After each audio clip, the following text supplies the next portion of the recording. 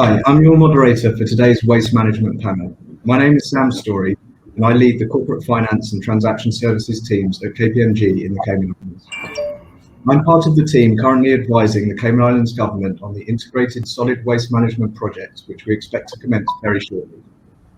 As a bit of upfront housekeeping in this virtual world, I shouldn't need to tell you where the fire escapes or toilets are, but I would ask that if you have any questions at all during today's panel, please submit them via the chat on the right of your screens.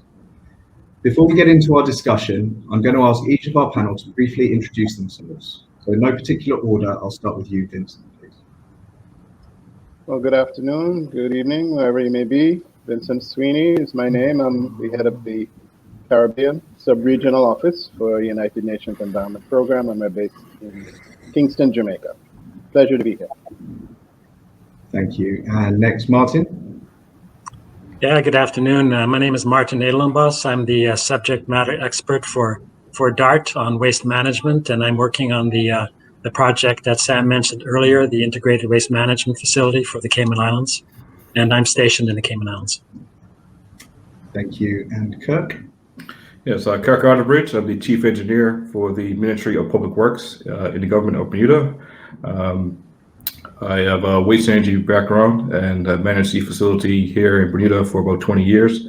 So I hope to bring that experience to the panel. Thank you. And finally, Lee. Yeah, I'm Lee Jestings, and I'm the founder and CEO of Nexor Bioenergy. And we're based out of here in Nashville, Tennessee. Unfortunately, we're not in the islands. We have manufactured a small-scale product that develops or converts organic and plastic waste into power. Brilliant, thank you. Well, I think we're very lucky to have such a kind of a diverse and experienced panel today. I think to get us started, as we're all aware, there's a global focus more than ever on protecting the world around us. Younger generations in particular are looking far more at reducing and reversing our negative impacts on the world. According to Forbes, 10 of the world's largest 30 per capita plastic polluters are Caribbean islands. So starting with Vincent, what are the issues unique to island economies that may make it harder for us to be global leaders in waste management? Well, island economies are largely challenged by economic limitations, particularly for small islands, and that's a distinction that I want to make probably very early in the discussion.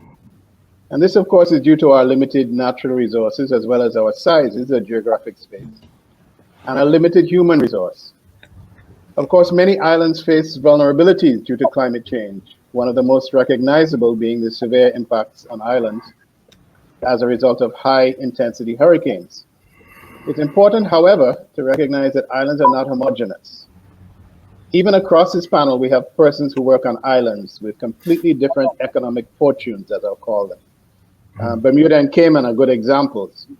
They cannot be compared with other small islands of the Eastern Caribbean, as they are much wealthier. As I'm sure you'll hear later, they've been able to put in place waste management measures which are completely unaffordable elsewhere in small islands. Size, of course, also matters. The solutions that might be more feasible in a Haiti or Cuba, due to the large amount of land area for landfilling, may not be the same in a small key in the Bahamas.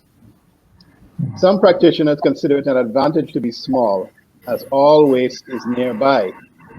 It can be both an advantage and a disadvantage, as collection systems may be cheaper and more efficient, but the treatment, for example, via landfilling and recycling may be more challenging due to, among other things, remoteness of islands, limited local markets for recyclables, and economies of scale, which make setting up of recycling facilities on the islands themselves very expensive. So these are some of the unique issues we face in island economies. I'm sure my colleagues would also have their views. Thank you. Is there anything you'd like to add, maybe Kirk or Martin, from your experience in the Caribbean islands? Yeah, I completely understand where you're coming from, Vincent. In fact, I point out that the Cayman Islands are quite wealthy. However, we do have two small islands that are about 90 miles away from Grand Cayman that experience the same type of challenges that you're mentioning. And you know, what do? Do you try to treat the waste on island? Do you transfer it to to Grand Cayman, where it can be treated with the system that's being built here? Those are questions that we struggle with. For the moment, it looks like we'll be transporting. But again, once the system starts up and running, we'll have to see how it all works out. Yeah, I can echo the sentiment about the size being a double-edged sword. For Bermuda, especially being a very small island, the lack of landfill forced us to innovate, but certainly lack of land air also creates a number of very challenging scenarios when it comes to managing waste facilities and even just normal collections. Thank you. And in the same context, island jurisdictions obviously rely very, very heavily on imports. So to what extent can we control or impact the waste that comes into the islands in terms of packaging and the way that materials get here? Is there anything we can do to kind of mitigate the packaging that we then have to deal with in our waste management? I'm happy to start again if you want, Sam. There's a lot of talk about extended producer responsibility or take-back programs. That is in fact a challenge, obviously. It's an ideal scenario, I think. But there are some practical alternatives, having larger refillable containers and reusing materials, importing in bulk rather than in small packaging. And of course, issues of awareness and education are some of the approaches that we could use. But as you mentioned, it's really a challenge because with our small sizes and our small resource base, we don't make a lot of things in many of the islands locally and have to rely on importing. And as was just mentioned, it's a double-edged sword because in some of our islands where incomes are so high, we want to live like developed countries. So we want everything that North America has or Europe has, and therefore a lot of it is imported. And what do we do after we've unpacked it? We hear a lot about a lot of jokes about Amazon, that everything you import or everything you receive from Amazon is about 10 times the size of what's actually in the package. And to a large extent, that's what we face in the Caribbean, because everything is shipped in. It's got to be properly packed, properly protected during shipment, and then we end up with a lot of packaging for a very small item. And what do we do with that? So I think there are many options that need to be considered together.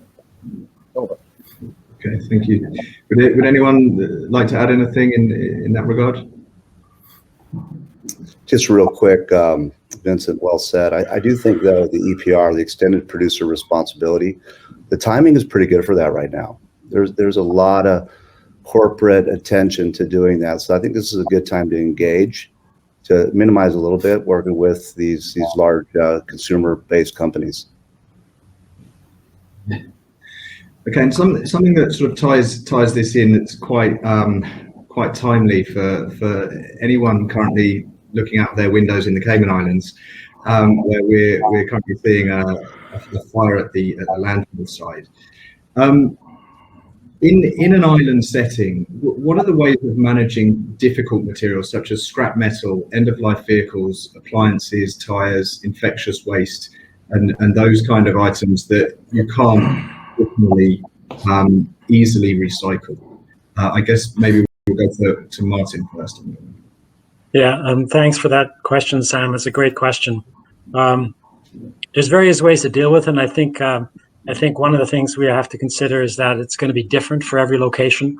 But I can talk to a couple of examples. If we start with end-of-life vehicles, which is a real problem, it's a real problem here in Cayman. We're looking at baling and shipping to market, and that goes for scrap metal and appliances as well. After they're depolluted, we're looking to bale those materials. They have value. They probably don't have enough value to cover the cost of the recycling effort, the processing and the shipment to market. And I think a logical deal with that is to have some kind of an additional import duty, so that the disposal cost is paid up front. When it comes to tires, they're obviously a real problem. They're designed to be indestructible, and I encourage anyone that is facing a problem with tires to not stockpile the material, and I think that goes for end-of-life vehicles and appliances as well. If you don't have an active program in place to manage it, then landfill it rather than building up stockpiles that can cause problems down the road, as we've had here occasionally in Cayman. Tires locally, we've been looking for markets for tire shred. We haven't had a lot of luck with that, and we don't think in the future that that's going to be a way to go. Obviously, tires can go into a waste energy facility, which is what we're planning here. So that's a sensible way to get rid of tires. But if you don't have a way to manage them, I encourage to bury whole tires in landfill or shredded tires in landfill, and to not stockpile them. Waste oils have value. They're a problem in an island situation, but they do have some value. So they can be shipped overseas, or they can be burned for energy locally. And that goes for vegetable oil, as well as engine oils, crankcase oils, hydraulic fluids, and all of that. I'm not sure if you still have a separate facility for infectious waste in Bermuda, Kirk. I know there was a system in a hospital there. I think that's the best way to go. Yeah. Unfortunately, we no longer have that facility, and we're in the process of trying to get a new facility constructed. But in the meantime, we're dealing with very costly overseas disposal right now for our medical and pharmaceutical waste. Yeah. We're planning a small starved air furnace for that, and I think there's been one working in Cayman for quite a while without scrubbing on the emissions, and it's burning quite clean. But we're looking at putting in a new facility and scrubbing the emissions on that. I think the best way to manage that material is as close as possible to where it's being generated. That's not always possible. I don't remember what other special materials you were mentioning, Sam, but maybe someone else can chime in if they have something in mind. Yeah, I mean that's all very sort of insightful. I think maybe if we bring in Lee, because Lee obviously focuses on the sort of the technological advances and ways to kind of maximize the value from different waste streams. So Lee, in terms of those hard to recycle materials, and when we talk about end of life appliances and vehicles, is there anything you've seen in the technology sector that can sort of assist with how to deal with those waste streams?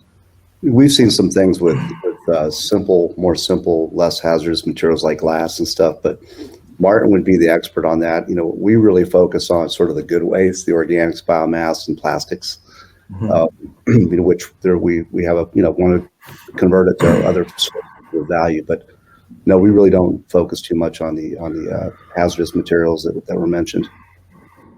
Okay, so on the waste items that we do see as being typically easily recyclable. So if you're looking at your paper, your card, plastics, and glass and things like that, if in an island economy where you don't necessarily have big manufacturing plants that can process this and turn it into new products, how can we make recycling economically feasible in an island environment? And also in that regard, if we can, and I'm hoping to get a bit of debate around this as to whether it is economically feasible in an island environment. But if we can, how do we then change people's mindsets and behaviours to actually segregate and recycle their waste? I mean, for myself, coming from the UK, it's very much part of everyday life. If you don't separate your waste, they won't take it away, and it's then your own time, your own expense that you have to go and dispose of. So it's kind of forced upon you, but it just becomes part of life, and everyone just does it. Living in the Cayman Islands now, I find it hard to see how we can change people's behaviours and mindsets to really get them to buy into recycling. And I think a big part of that is education and making people realize that what they are doing has a purpose and has a value. And it's not that you're segregating your waste, but it all to be put back together and put into the same container and disposed of. So opening it up to the panel, I'll split that into two parts. First of all, can recycling be economically feasible in an island economy? I'll take a snag at that one. I think the short answer is it depends. And I think it largely depends on what it is you choose to recycle. As you mentioned, we are very far normally from the manufacturing facilities where true recycling can occur. And thus we have all kinds of just less collection costs, but we have sometimes the manufacturing costs, packaging costs, and of course the shipping costs. And then when you finally get it there, you have another challenge of the markets. And that's where volume comes into play, where typically what an island may produce in a year, a larger jurisdiction may produce in a day. And so you have very little leverage in those markets, and your return on investment could be negative. And so when we consider what is recycling, sometimes I think we use the term perhaps a bit too broadly, and really have to get down to, is it true recycling or is it just off-island disposal? And I think even larger jurisdictions, I mean, the US faced this in 2018 when China closed their borders to recyclables. And the whole industry realized that they weren't truly recycling. They were sending their recyclables to a different country to be recycled. And now there's a bit of a crisis. And, we could find ourselves in that same boat. And so I think what Martin said earlier was key, is that if you can do it locally, that's true recycling. And if you can do it locally, that's what you should do. And you should always look at local solutions first, because that door can be closed at any time in other jurisdictions. And so you can build resilience in your own local community. And I think when you look at the global picture, definitely recycling does make sense, especially with carbon. But unfortunately, on a local economic level, it can be a pure expenditure for you, and then it becomes unsustainable. And then it becomes a larger problem of having to sort of champion that effort when you know it's a pure cost that you may or may not be able to afford. So, I mean, my suggestion would be to think very hard of what it is you choose to recycle, and the compass for that will be, what is your end disposal? Because that will determine what you should or should not recycle, or at least what are your local disposal options? Because if you have a local disposal option that is more beneficial than sending it, 100 miles away, a couple hundred miles away to do the same thing, then you should definitely look local first. So again, I think it's look for local solutions first, and then if you do have to get this material off your island, then treat it what it is. It's a disposal cost, but it's something you have to do. You have to pay for, and usually the government will have to subsidize that and support it.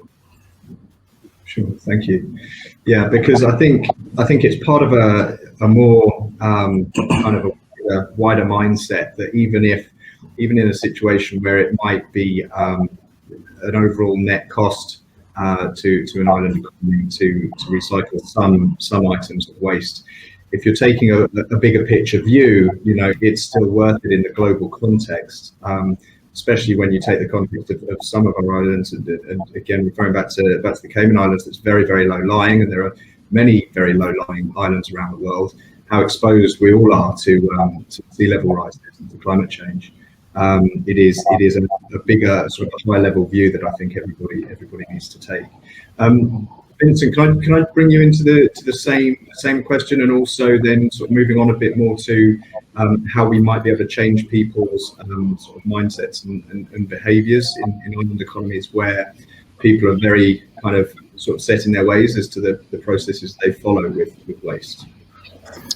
Well, I'll start by saying that there's not a lot that I would add to Kirk's response. I think it covered the main issues and challenges. What we see sometimes as challenges may in fact be opportunities, but not in the same sense. For example, with recycling, it is viewed by many as an opportunity to get involved. So when we talk about stopping pollution on our small islands and the hazards of plastics and and the poor disposal practices. People from school age going right up see this as a way that they can do something about it. You know, they feel a bit empowered. And that's part of the educational approach, where you identify things which people can do in terms of their own personal behavior and accept some personal responsibility. We still have the issue of whether the end product that is collected is reprocessed on island, which is what Kirk was also talking about, or whether it ends up being exported. Ideally, it should be reprocessed into a new usable product on island to be considered recycling, but it's not always possible. And then developing the kind of infrastructure to do reprocessing at scale may be more expensive than you know what you can actually make from the end product. And then this then leads to the need for not only public-private partnership, but public or governmental leadership in terms of policy, because some of the things that we would ideally want to do may not be cost effective in terms of private individual and the return on investment.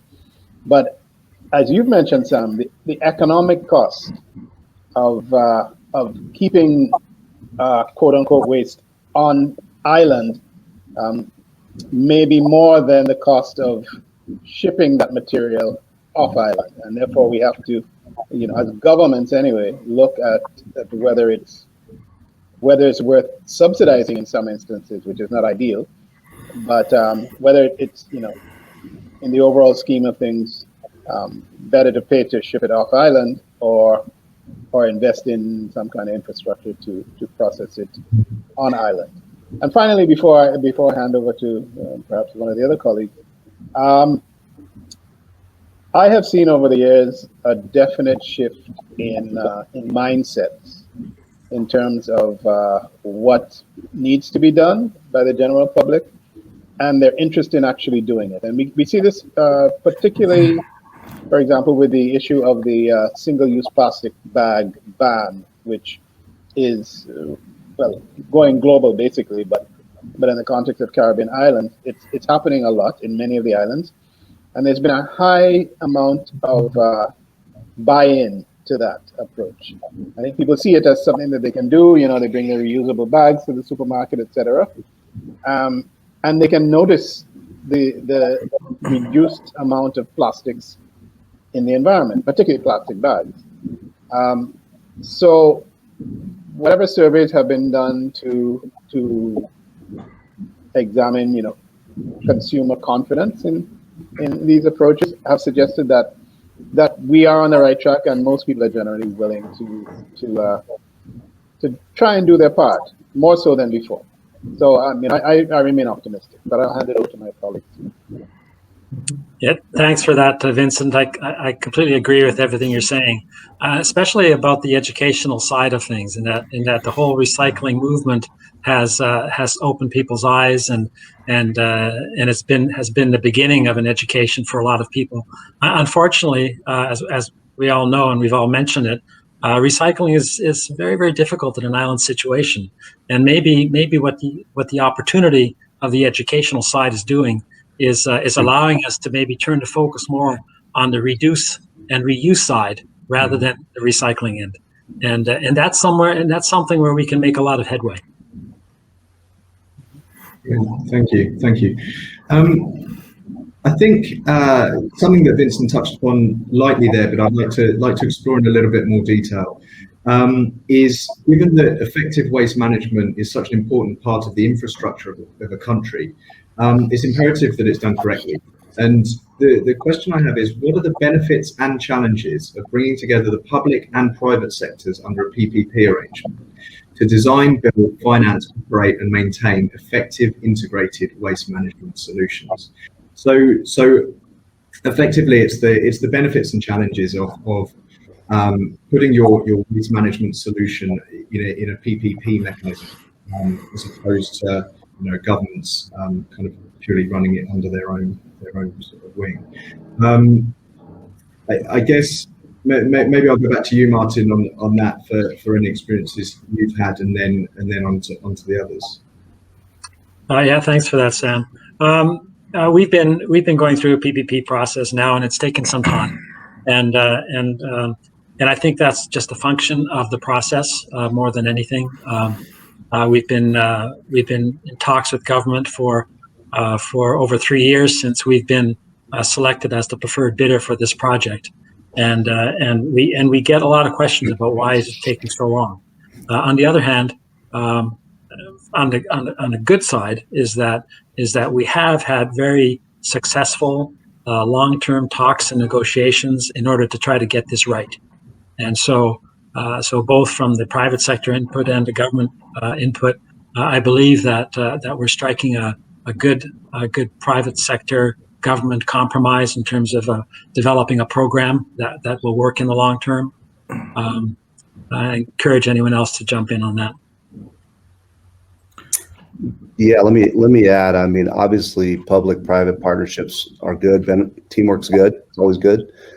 But the timing is pretty good, again, for the world's really focusing on solving a waste problem, not just islands. We're at Nashville. We have a problem here as well. And it's a good time to be creative. I mean, the PPPs make sense, but, you know, that's Martin just described to me, a brutal process to go through one. It's very difficult, expensive. And a couple of good examples that I've seen recent that we're working on. One is we're in the process of using carbon, plastic, water, social impact credits to provide project financing. And so monetizing these is really a lot easier than a typical, you know, PPP or power purchase agreement arrangements for, you know, typical large scale generation projects. So I think that's an interesting trend that could be used to advantage. The other is we're working with a large country. It's a poor country. And the concept, we are doing a power purchase agreement, but instead of having one location, we have a promise to purchase the power at a certain rate. We have the ability to put systems all over the country where the waste is located. Again, it's an ideal teamwork scenario, but it's not the classic PPA that's traditionally financed. So I do think the world is trying to help, and there's a lot of creative ways now trying to address really the economics of making a difference. Mm-hmm. Thank you. Lee, I think that's quite an interesting point. I think it's probably even more relevant for islands where you might not have the level of critical mass as we've discussed for certain things, but to be able to do things on more of a micro scale with the individuals and the consumers having more kind of control and input into how they're processing their waste. It's a very interesting concept that I think islands will definitely look to explore more. Just before we move on, I think that maybe Kirk or Vincent, have you got anything you'd like to say on the PPP arrangements? I can say that, you know, as a government, you know, we haven't moved to that phase as yet, but we definitely see the challenges of remaining completely public, and in terms of you know, the challenge of capital investment in the waste space, because these are very capital intensive processes. And I think where the challenge lies in the PPP is that investors are looking for a return, and it really boils down to who is going to be the end user who pays for this. And you know, it's very hard to get someone to pay for something that they've already thrown away. And I think you all see that challenge, you know, in terms of tipping fees, any kind of disposal. So the government still needs to play a part in either guaranteeing that they'll enforce that legislation to get those tipping fees to pay for that PPP, or they become a guarantor or some kind of backer in that process. And I think that's where I think is maybe the biggest hurdle when you talk about very large scales of money, where the government is looking for a more streamlined means of providing service. You know, if they're guaranteeing the whole thing, well, they could even just do it themselves, or they would have did it themselves if they had the capital to do it. So it's finding that balance and ways of how you get the end users to pay for it in a way that gives investors confidence to invest in the product. That's where I see the biggest challenge. Thank you. Vincent, is there anything you would add on the PPP side before we move on? I think one of the one of the things we should look at is current practice. The collection systems in many of the islands are actually in public-private partnerships, and they are working because the government is, as Kirk just mentioned, very reluctant sometimes to invest in infrastructure, even in terms of just operating a fleet of vehicles efficiently. The bigger challenge is, of course, with landfill site management, which hardly pays anything. So you're not going to get too many private sector operators running landfills. I think it's probably easier with materials recovery facilities or some type of other treatment process, which I know we're going to get to very shortly. So I don't want to delay the discussion in that regard. But I want to hark back to an earlier comment that I made regarding the importance of government leading, and I think in terms of policies, if there's an interest in making it viable for the private sector, I think it has to be led by policies from the government. Everything from mandatory separation at source to dual collection systems, maybe. And also going up the food chain or the life cycle, if you want to use that term, in terms of what is being generated as waste, and how can collection of that quote unquote waste be profitable to a private entity. So there are a lot of policy issues that really the private sector would rely upon being in place in order to make some aspects of waste management economically viable, or financially, let me use financially viable for private sector operators. Okay, thank you. So just conscious now that we're just over halfway through, just a reminder to everyone to please submit any questions you have on the right of your screen. We've got a couple come through so far. I'll sort of save them towards the end. And just as a bit of a segue into waste to energy, which I know this panel could talk about for days, so I've deliberately tried to keep us off the topic for the first half. But moving into that now, I think Lee, it'd be interesting to start with you, as you were mentioning before, about how it can actually be tackled at a sort of smaller or more micro scale. Could you tell us a bit about how we can use technology and economics to create value in general from waste streams?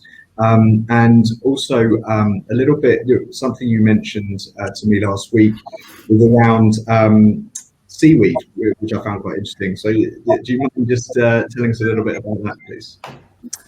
Yeah, well, first of all, we have the most expensive seaweed in the world here, I believe, in Tennessee. It's brought in from the Dominican Republic, so we're very familiar with your seaweed. But my message is really about economics, as everyone keeps saying, and to make something sustainable, there has to be a return.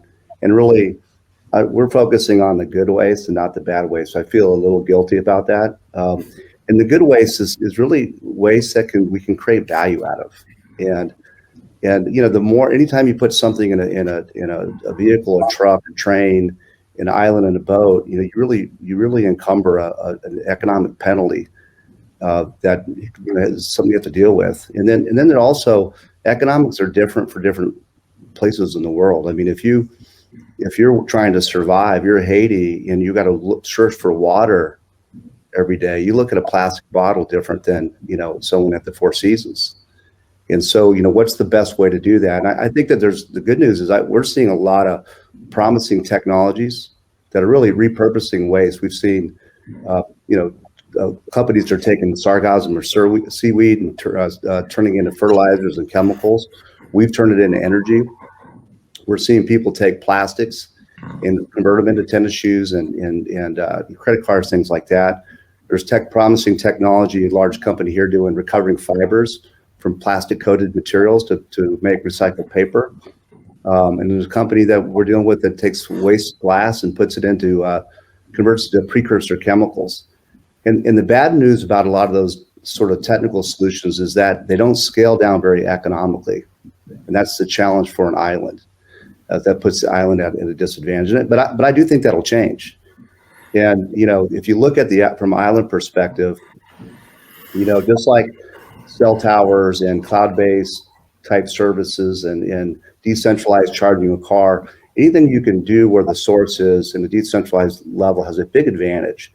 I believe that's going to happen soon with waste. And what we're trying to do is locate, find systems to locate where the waste is so we can avoid transportation costs. On-site, small-scale waste to energy can provide resiliency for storm and power outages. We can use the energy to clean and desalinate water, which can be extremely valuable in certain areas. And again, that has a secondary effect of reducing waste as well. And we're even looking at converting, we have technology converts flue gas CO2 into liquid CO2, which has other values. So I think as we focus on the technologies and trying to get them small scale, you can start seeing an impact that could be rolled out on an island by island basis. I don't think that's far away. Thank you. Just diving a bit further into waste to energy, which I know is obviously a hot topic in the Cayman Islands and in Bermuda and around the Caribbean. One thing when I first started looking into waste to energy and learning a bit about the kind of the industry and how it works was around the processes. And my question, which I'll put to you now, because I think hopefully the delegates will have a similar question in their mind if they don't know too much about the industry, is how much more environmentally friendly is burning all of these different waste streams as opposed to shipping in diesel and burning diesel for electricity, which a number of many islands rely on as their primary sort of electricity generating process.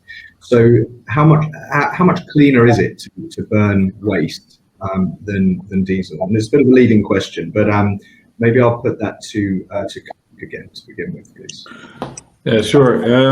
I think when you look at the whole CO2 picture, you have to also consider what waste energy does in terms of not having to landfill the waste also, because that actually is a huge CO2 impact. Landfill, if you don't have methane capture, if that methane is released to the atmosphere, methane is about 10 times the sort of greenhouse gas value of CO2. So if you in turn use that same waste as an energy source, you're cutting out that CO2 production. And if you consider that, at least about half, or maybe not half, but at least a large percentage of the waste is from, I guess, a CO2 neutral source. That'll be sort of papers, wood, which if you consider when that tree was growing, it was taking in CO2. And when you burn it, it releases the same amount of CO2 to the air, CO2 neutral. And then when you consider that the power you produce is offsetting your local power plant for burning the same amount of oil, which is sequestered carbon, then actually, I can't recall the values now, but it's something like for every ton of waste you divert from landfill to waste energy, it's about a ton of CO2 you remove from the atmosphere. So in that sense, it's a pretty substantial impact in terms of global pollutants waste energy has. Yeah, I'd like to add to that, Kirk. And another way to look at it is the point you made about, what fossil fuels are you running through your energy from waste facility versus what carbon neutral materials you're running through. And I think it's generally accepted that it's about 50%. So waste energy is about 50% renewable energy. Okay, thank you. And I guess in that context, it is obviously it's obviously something that is debated. But Kirk, you mentioned before and to myself last week about how the technology is there now. Really,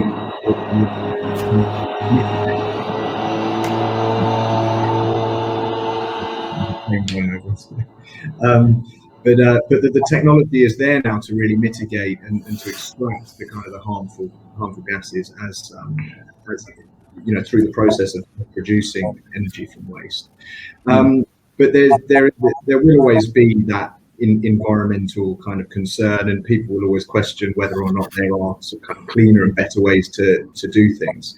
I think something that that in your experience, Kirk, we can maybe draw upon is, given that Bermuda's now had a plant for over 20 years, what have been the long-term environmental impacts, do you think, of waste to energy in Bermuda?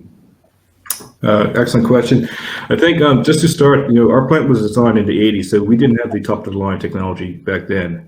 And in fact, our sole means of pollution control is electrostatic precipitator, or basically it's a dust collection system. So we remove most of the particulate matter.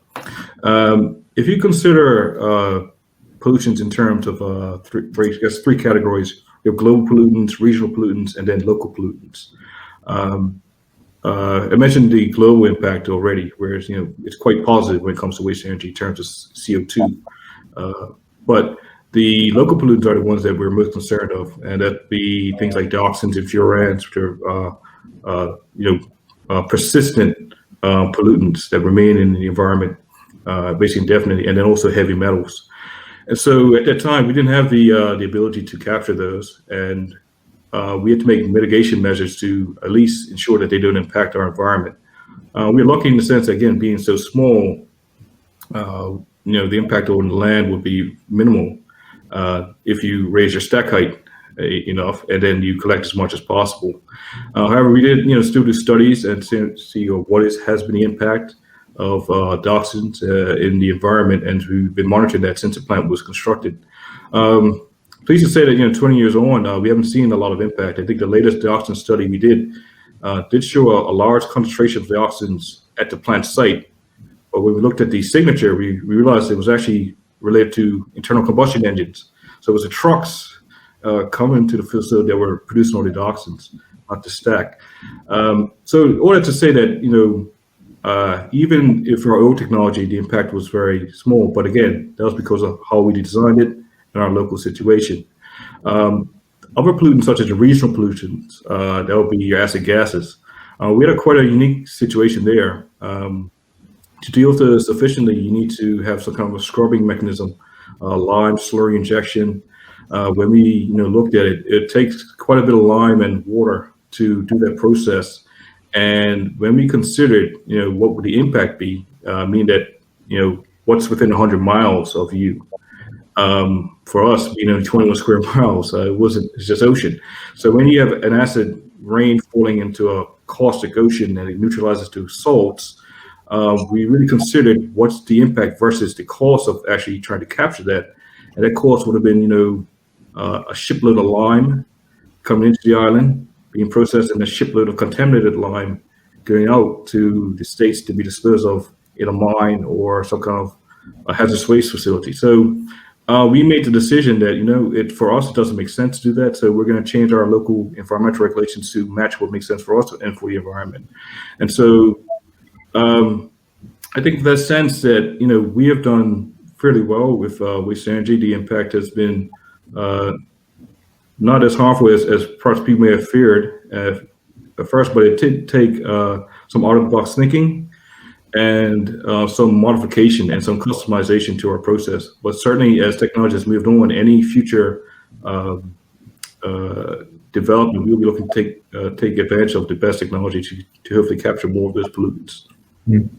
Yeah, and it's a good point, because it kind of, I think with something like waste to energy, you have to take more of a holistic view, and you have to think about, it's not just the fact that you're diverting from waste. It's not just the fact that you're not having to ship in diesel, you're not having to burn diesel. It's kind of a combination of all the 3 or 4 things that when you put them all together and you think of the overall environmental impact as a result of what you're doing, it has to be better than landfilling and burning diesel.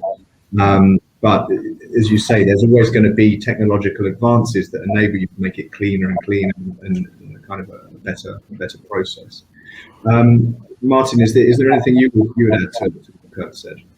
Yeah, as Kirk pointed out, his technology is now fairly old technology, and I think we all understand that. But we're now in the process of developing a waste energy facility that will have all the bells and whistles which means that it's going to result in us importing a lot of lime, for example, to manage the acid gases. And so we have a full stream of emission controls that will be in place, all best available technology. But what that does is it concentrates the toxins that are coming up in the stack, and you end up with fly ash that you still have to dispose of. So now the concern has shifted from emissions up the stack to having to manage the fly ash properly, and it underscores the need for a lined landfill, and we're proposing to stabilize this material in cement the way Kirk is stabilizing his bottom and fly ash with cement, and then disposing that mixture into a lined landfill. It involves importing materials to manage the emission control system, but we don't think there's any way to this day and age to approve or to get a waste energy facility approved without full best available technology, and not that we want to even try to do that. So it's a more complicated system, but it's very sound in terms of controlling emissions. Okay. Lee, is there anything you would add? Maybe sort of on the technological side around sort of minimizing the particulates and the pollution that comes out of it? Well, I think, Martin focused on the right thing is that there's technology that's solving a lot of these problems. I think that sequestering CO2s from his emissions is not far away either. And so I think collectively it's just economics. You can clean that emissions, you can handle that fly ash. I was just thinking there's a large company that's developed this technology to convert fly ash into value. So, at least you've got the waste problem solved, and now, making sure we can continue to improve the waste stream from that, the emissions and the fly ash. I think those solutions are going to be there. Perfect. Thank you. I'm quite conscious of time. We've got about 10 minutes left, so I'm just going to come on to a couple of questions that we've had come in from the delegates watching. The question here is, how important is legislation and policies to the impact of waste? There's a lot of discussion revolving around ideas such as banning or limited use of single-use plastics.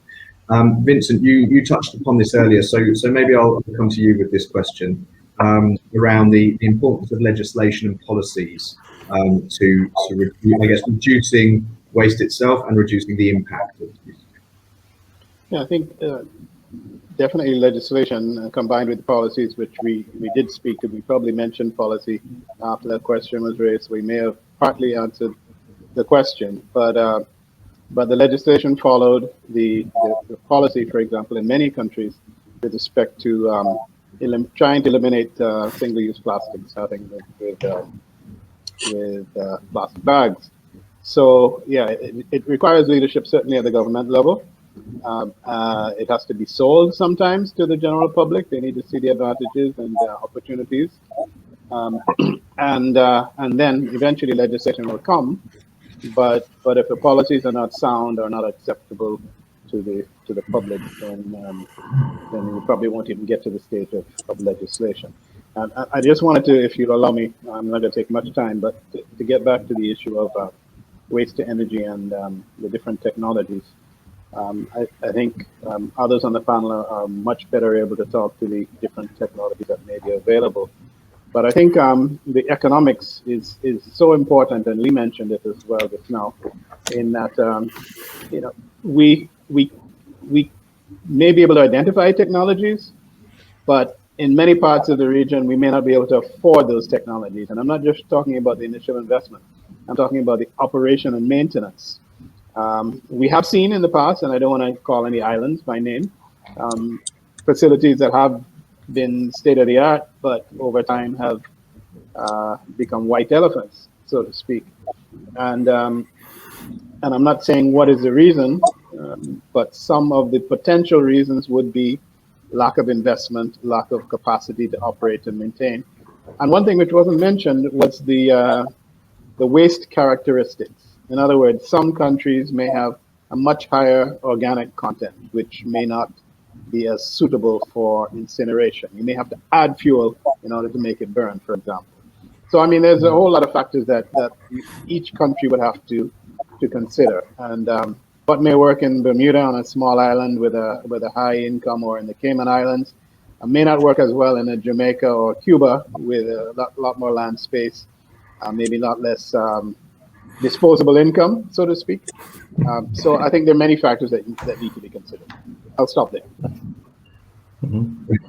Thank you. I mean, it ties in a little bit with another question we've had come in, which is, what is the future of waste to energy in the Caribbean? It ties in with what you're saying there, in the sense that it does make sense for some islands. It may not make sense for other islands, or to some extent, something in between might be possible. And potentially that's where the kind of things that Lee's been talking about come in, where you look at sort of smaller scale processing in specific sort of micro areas. But I'll sort of open that up to you all. We've got about 5 minutes left, so this will be the last question before I sort of go into one final quick fire question from everyone. I'll speak that if I could. As we already have a waste energy plant, and the challenges that Vincent mentioned, he hit the nail on the head, that the economies of it really is the key. And that's where we are finding an impediment, like many other jurisdictions. Even though we have a waste energy plant, now at the stage of having to replace it, and find the capital to replace that is very challenging.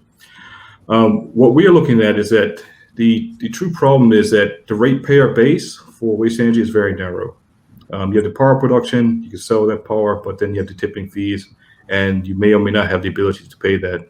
What we're looking at in Bermuda, though, is that as a solution is to really shift the mindset of waste energy into more of, it is actually a power plant that produces renewable energy, and what other utilities or industries can take advantage of that synergy. And in Bermuda, we believe we've identified a couple of those, because we happen to operate in those spaces of, say, wastewater and water. If you combine that with, a waste energy solution, you can now diversify your income streams to de-risk the sort of PPP projects that may have interest, in sort of kind of a green-based technology, green-based utility. So that's the space where we see the future, in that it's a bit opposite to what Lee is doing, but I think Lee definitely, that's the future as well. Either you can kind of centralize and get advantage of synergies in different industries and combine processes, or you diversify, how to do satellite sites around. But I think it's something that we're developing in Bermuda, and certainly if we can make it work in Bermuda, we think it could also be a solution for other islands as well, who have the same challenge of how do you afford this expensive process. And basically our solution is you to combine different processes and diversify your ability to pay back that investment. Thank you. Would anyone else add anything to what Kirk said? I'd just like to address the question about the future of waste to energy, Sam, and that, I think it goes without saying, but it hasn't been said, that waste energy is expensive, but it's not just expensive in general. It's significantly more expensive on a small scale. So we're building, for example, the plant that Kirk runs at Tynes Bay is a mass burn waste to energy, which is what we're proposing. We're proposing that here because it's reliable, it's robust, it's well understood, it can be costed over long term. But when you've got a facility that's only handling 120,000 tons a year, then that facility on a cost per ton basis is very expensive. It's like 2 or 3 times the cost, operational cost or capital cost of a larger facility. Waste energy typically are in the thousands of tons per day range, so it does make it very expensive in a small island setting. Okay, thank you. I think just as a kind of a quick fire question to everyone, and apologies, there are 1 or 2 questions that I haven't had time to tackle. We will put them to the panel and hopefully be able to get in contact with those people to email you your response. But I guess I'd like to just have one kind of quick fire question in one sentence for each panelist to try and provide an answer. If you had to offer one piece of advice to governments across the Caribbean with regards to waste management, and it doesn't have to be waste to energy, but waste management in general, what would that be? And I think first of all, I'll go to Lee, because Lee has the almost like the outsider perspective. It might be more of an interesting response. So yeah, quick sentence would be, I would focus on private partnerships and really incentives to promote distributed waste to value technologies. It's not just energy. There's a lot of value that can come out of the energy from waste. Okay, thank you. Vincent? I'm happy to go next because my one-liner was view waste as a resource and opportunity, rather than as a problem to be solved. Okay, thank you. Kirk? I'll just say ensure that whatever solutions you provide makes economic and engineering sense at a ground level, whatever you do. Don't just try to blindly meet standards or goals that don't make sense for you locally, because they'll become unsustainable. Brilliant, thank you. And Martin? Yeah, thanks, Sam. And I guess this comes from my many years managing landfills, and I would say that irrespective of what fancy technology, how successful your recycling programs are, ultimately there are things that you're going to have to throw away, and that away is going to be a landfill. So recognizing that you need to have a landfill, put that up front, a secure landfill, put that up front, because you're going to need it. Brilliant, thank you. And I think just to touch very quickly on what Martin said about how waste to energy can be expensive. I think again it's good to bring it back to that kind of overall holistic view and to think about, you have to factor in the cost of shipping in diesel, the environmental cost of that, and how waste to energy can be an effective solution to really overcome a lot of problems in one go. But as the panelists have said today, you have to do it right. The economics has to be right, and all of the components have to fit correctly in together. So thank you. I'd just like to say a huge thank you to all the panelists today. I think there's been some really interesting conversations, some really good insights, and to get their experience and feedback has been fantastic. So thank you very much to each one of you, and thank you to everyone who's been watching today. I hope you enjoy the rest of the conference. There's a networking session after this, and these sessions tomorrow. So thank you. Thank you very much.